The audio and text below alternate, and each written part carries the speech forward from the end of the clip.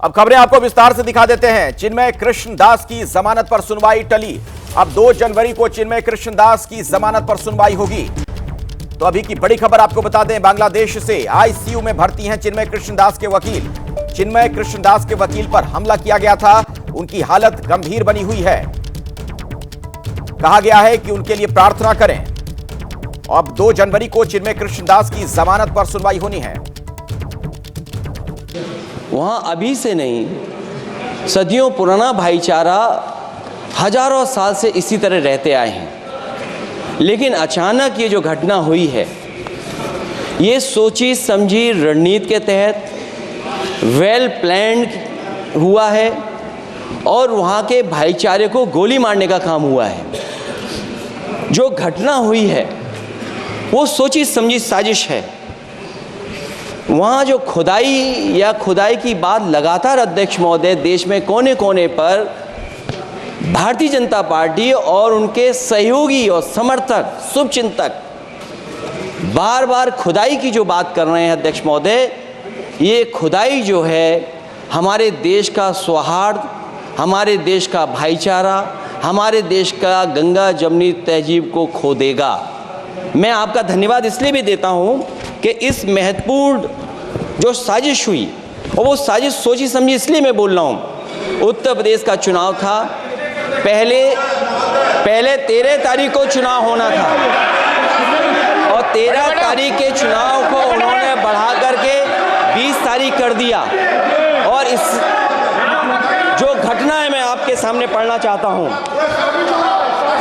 अध्यक्ष महोदय, ये यात्रा रुकी क्यों नहीं है? यात्रा ले जाओ दूसरी तरफ।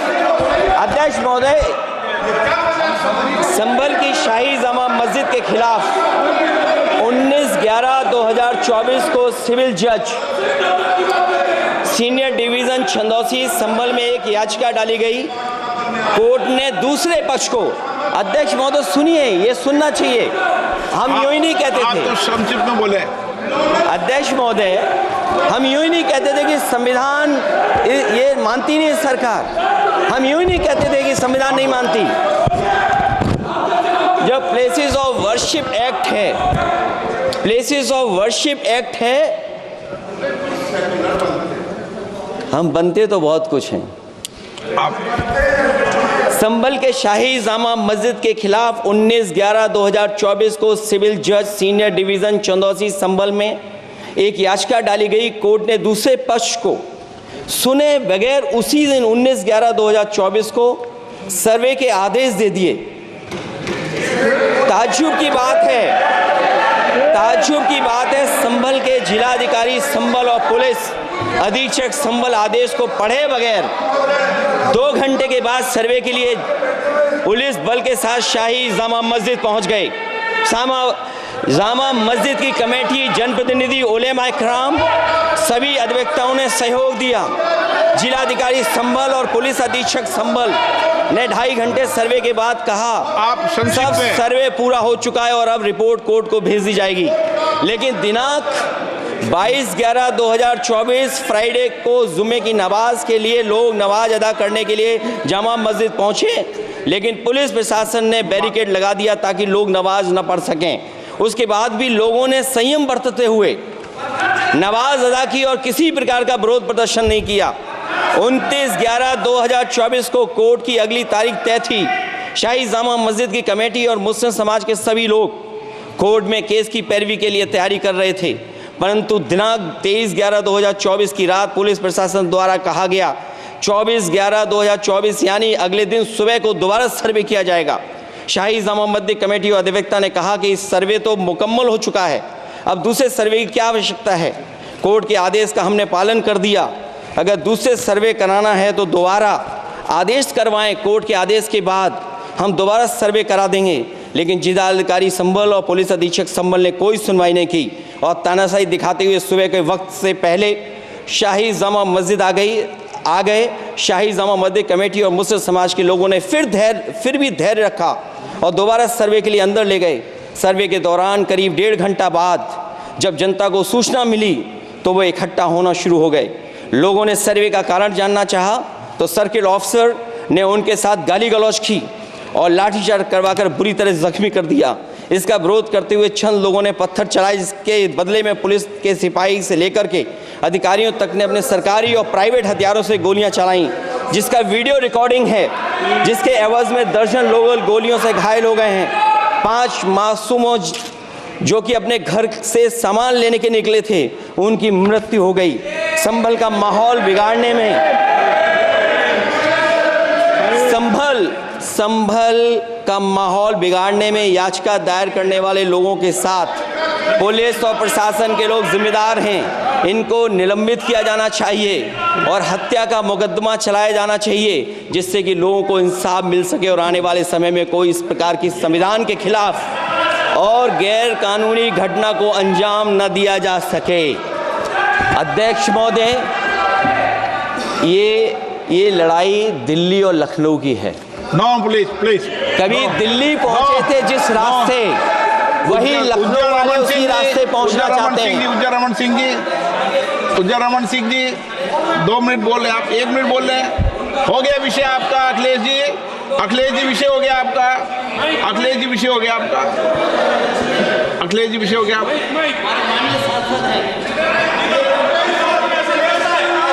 अखिलेश जी आपका विषय हो चुका है, प्लीज।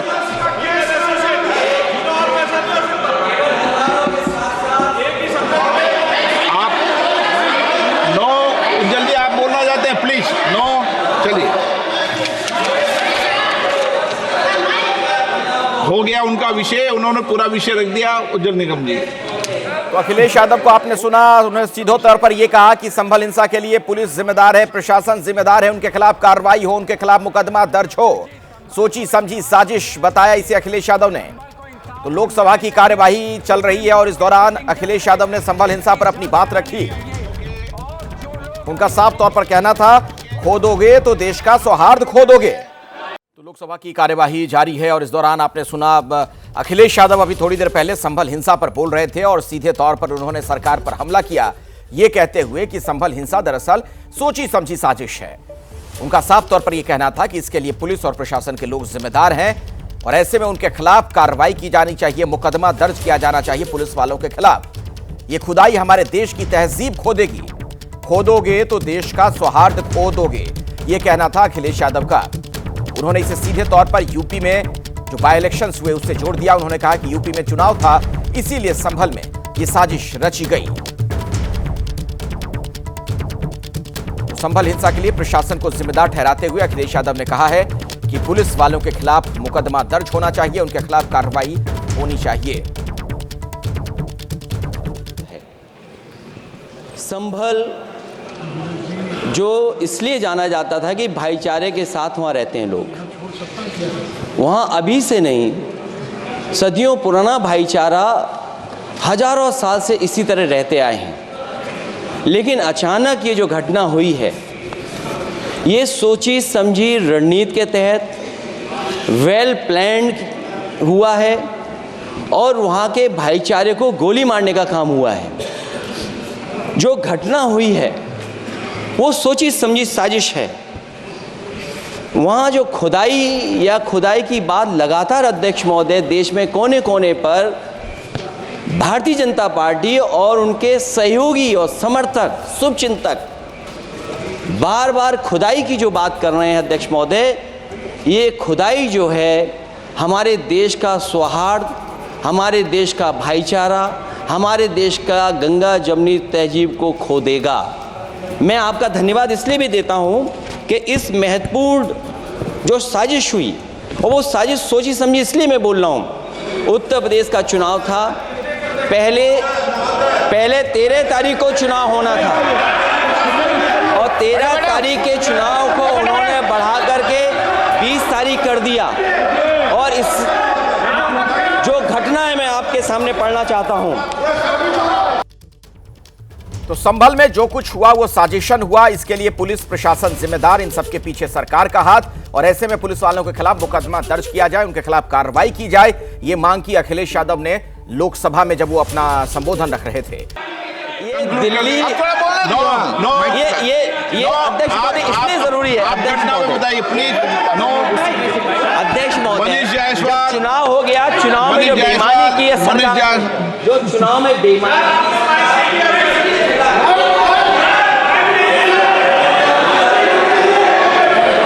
मनीष जायसवाल प्लीज।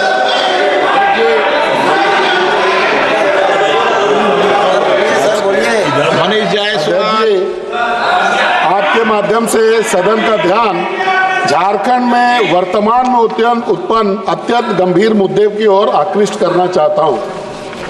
अध्यक्ष जी, आलू गरीबों का खाना है और ये पौष्टिक संतुलन में बड़ा मदद करता है। पिछले दिनों वेस्ट बंगाल की सरकार ने जो इंटर स्टेट ट्रेड जो होता है अध्यक्ष महोदय, एक राज्य से दूसरे राज्य में जो खाद्यान्न जाते हैं या अन्य प्रोडक्ट जाते हैं, उस कानून को धत्ता बताते हुए हजारों आलू लदे ट्रक को जो है बॉर्डर पर रोक दिया और उसको जबरन वापस करने का निर्णय इन लोगों ने लिया। अध्यक्ष महोदय, इससे आलू की कीमत, और मैं फिर दोहरा रहा हूं कि आलू गरीबों का भोजन है और झारखंड में गरीब जो है अत्यधिक आलू के कीमतों से बिल्कुल बहुत परेशान है। तो मेरा आपसे आग्रह है कि ये जो इंटर स्टेट ट्रेड है, और अगर उत्पादन कम है तो जो प्राइस का जो संतुलन है वो पूरे देश में एक बराबर बना रहे, इसके लिए केंद्र का हस्तक्षेप जरूरी हो गया। अध्यक्ष महोदय, मैं आपसे आग्रह करूंगा। बड़ी खबर आ रही है, बदायूं में मंदिर मस्जिद विवाद पर कोर्ट में सुनवाई शुरू हो गई है। मंदिर बना मस्जिद केस में जिला अदालत में सुनवाई शुरू हुई है। 2022 में हिंदू महासभा ने किया था दावा, जामा मस्जिद के मंदिर होने का दावा किया गया है और इसी मामले में अब सुनवाई शुरू हो गई है। तो कोर्ट का क्या रुख होगा, यह देखना बड़ा अहम होगा। अभी की बड़ी खबर अपने दर्शकों को मैं बता दूं कि इस मामले की सुनवाई शुरू हो चुकी है। मंदिर बना मस्जिद, दावा यह किया जा रहा है कि दरअसल यहां पर मंदिर हुआ करता था। 2022 में हिंदू महासभा ने यह दावा किया था और इसी पर कोर्ट में सुनवाई शुरू हो गई है। कोर्ट से आज क्या खबर आती है, कोर्ट का क्या रुख होता है, इस पर सबकी निगाहें बनी हुई हैं।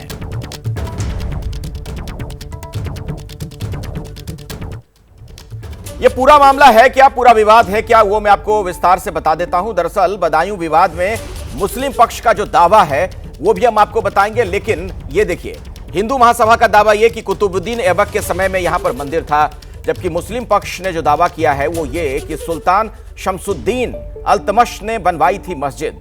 तो दोनों पक्षों के अपने अपने दावे।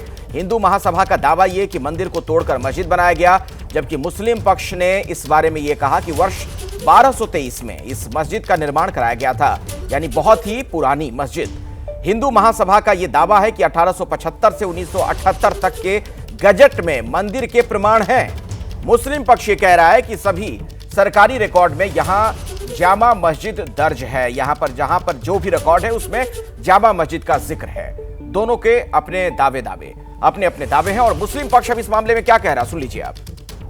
हमारा कहना ये कि मुकदमा जो है, जो दायर किया है, ये फर्जी दायर किया है, यहाँ के अमन व अमान को ख़त्म करने के लिए दायर किया है। इनका कोई हक ही नहीं है, ना कुछ है। जामा मस्जिद 850 साल पुरानी है और जैसे इन्होंने ये कहा कि मुग़ल आक्रांता, इनके अपने दावे, मुग़ल आक्रांता से तो कोई मतलब ही नहीं है। ये जो है गुलाम वंश शमसुद्दीन अल्तमश ने बनाया था, उन्हें हिस्ट्री की नॉलेज नहीं है। इन्हें मुकदमा करना था फर्जी, इसलिए कहीं से कहीं लिख दिया। आजकल एक फैशन चला गया है, मुग़ल आक्रांता, मुग़ल आक्रांता। बदायूं विवाद में मुस्लिम पक्ष का दावा आपने सुना, अब हिंदू पक्ष क्या कह रहा है वो भी सुन लीजिए। अगर कोई प्रॉपर्टी पुरातत्व विभाग की है तो उस पर जो विशेष उपासना स्थल अधिनियम 1991 है उसके प्रोविजन लागू नहीं होते, और जहां एक पक्ष हिंदू हो और दूसरा पक्ष मुस्लिम हो तब उस दशा में वक्फ अधिनियम 1995 के प्रावधान लागू नहीं होते।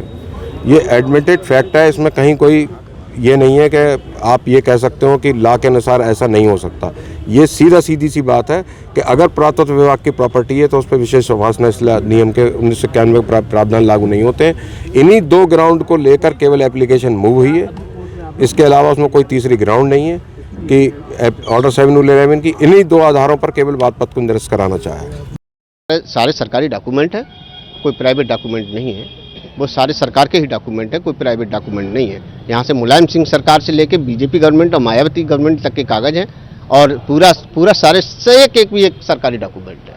हम इसी वजह से मजबूती के साथ आए हुए। वो अपना पक्ष रखेंगे, हम अपना पक्ष रखेंगे। हमें पता है हमारे डॉक्यूमेंटों के आधार पर हम पूरा केस को अपनी तैयारी के हिसाब से आए हुए हैं और हमें जो कोर्ट का निर्णय होगा वो हमें मान्य होगा। प्रधानमंत्री नरेंद्र मोदी चंडीगढ़ के पंजाब इंजीनियरिंग कॉलेज में हाल ही में लागू किए गए 3 नए क्रिमिनल कानून, भारतीय दंड संहिता, भारतीय नागरिक सुरक्षा संहिता और भारतीय साक्ष्य अधिनियम की समीक्षा कर रहे हैं। उनके साथ गृह मंत्री अमित शाह भी मौजूद हैं। ये तस्वीरें आप देख रहे हैं, प्रधानमंत्री को ब्रीफ किया जा रहा है, पूरी जानकारी उन्हें दी जा रही है। चंडीगढ़ में मोदी शाह के सामने पूरी जानकारी रखी जा रही है। 3 नए क्रिमिनल कानूनों की समीक्षा की जा रही है। आपको बता दें कि दरअसल प्रधानमंत्री नरेंद्र मोदी का यह कार्यक्रम चंडीगढ़ के पंजाब इंजीनियरिंग कॉलेज में है, जहां पर हाल ही में लागू किए गए 3 नए क्रिमिनल कानून, भारतीय दंड संहिता से लेकर भारतीय नागरिक सुरक्षा संहिता और भारतीय साक्ष्य अधिनियम की समीक्षा हो रही है। जांच अधिकारी गवाह का बयान मौके पर रिकॉर्ड करेगा। दरअसल जो बदलाव है उसके बारे में भी हम आपको बता रहे हैं। बयान न देने वाले गवाह का वीडियो भी रिकॉर्ड होगा। नए क्रिमिनल कानून से जो बदलाव होगा, सबूत जुटाने में देरी की वजह का साक्ष्य कोर्ट को मिलेगा और साक्ष्य के वीडियो से कोई छेड़छाड़ नहीं हो सकती। बड़ी खबर आ रही है, संभल में आज पीड़ित परिवारों से मिले हैं कांग्रेस के नेता। प्रशासन की रोक के बावजूद ये मुलाकात की गई है। तो एक बड़ा अपडेट आपको दे दें, कांग्रेस नेता सचिन चौधरी वहां पर पहुंचे। इसके अलावा भी कुछ और नेता वहां पर पहुंचे हैं और पीड़ित परिवारों से इन नेताओं की मुलाकात हुई है। रिजवान कुरैशी वहां मुलाकात करने के लिए पहुंचे। कांग्रेस के नेता सचिन चौधरी, रिजवान कुरैशी यहां पर मौजूद, जिन्होंने इन लोगों से मुलाकात की है और प्रियंका गांधी से भी इन पीड़ितों की बात करवाई गई फोन पर। 10 दिसंबर तक हालांकि वहां पर निषेधाज्ञा है, यानी बाहर से कोई प्रवेश नहीं कर सकता, लेकिन कांग्रेस के ये नेता वहां पर पहुंचे। प्रशासन की रोक के बावजूद न सिर्फ पीड़ित परिवार के लोगों से उन्होंने मुलाकात की है, बल्कि प्रियंका गांधी से भी उनकी बात करवाई गई फोन पर। तो संभल हिंसा का मामला आप देख रहे हैं किस तरीके से लगातार सियासी सुर्खियों में है। आइए मैं सीधे आपको संभल लिए चलता हूं। उबैदुर रहमान हमारे साथ जुड़ गए, हमारे सहयोगी। उबैदुर, और क्या अपडेट मिल रहा है इस मुलाकात को लेकर? देखिए अखिलेश, आज बिल्कुल खामोशी के साथ में कांग्रेस का एक डेलीगेशन संभल पहुंचा सुबह सवेरे तड़के, जिसमें उत्तर प्रदेश कांग्रेस के उपाध्यक्ष रिजवान कुरैशी थे और महासचिव सचिन चौधरी थे। और उसके साथ साथ खास बात यह है कि जो राष्ट्रीय सचिव हैं प्रदीप नरवाल वो थे और एक राहुल गांधी की टीम के अन्य नेता थे। इन चारों नेताओं ने आज पीड़ित परिवार से संभल में मुलाकात की है, क्योंकि वहां पर जो कांग्रेस के नेता हैं वो कल भी आना चाह रहे थे संभल, लेकिन संभल आने नहीं दिया था। तो आज चुपके से ये डेलीगेशन पहुंचा, पीड़ित परिवार से बात की और उन्होंने जो कांग्रेस के नेता बता रहे हैं, उन्होंने प्रियंका गांधी से भी पीड़ित परिवार की बात कराई है और जो संभल की स्थिति है, जो हिंसा हुई है, पीड़ित परिवारों ने प्रियंका गांधी को उसके बारे में जानकारी दी है। तो यहाँ संभल में जिलाधिकारी ने निषेधाज्ञा लगा रखी है। 10 दिसंबर तक किसी भी बाहरी नेता के आने पर पाबंदी है, लेकिन चुपके से यह डेलीगेशन पहुंचा, बिना किसी को जानकारी के, खामोशी से मिला है और पीड़ित परिवार से उन्होंने बातचीत की है और उसके बाद जो है प्रियंका गांधी से फोन पर बात कराई गई है पीड़ित परिवार की। तो संभल के लिए ये एक बड़ी खबर है आज की कि कांग्रेस का डेलीगेशन जो है पीड़ित परिवार से मिला है और उन्होंने प्रियंका गांधी से पीड़ित परिवार की बात भी कराई है।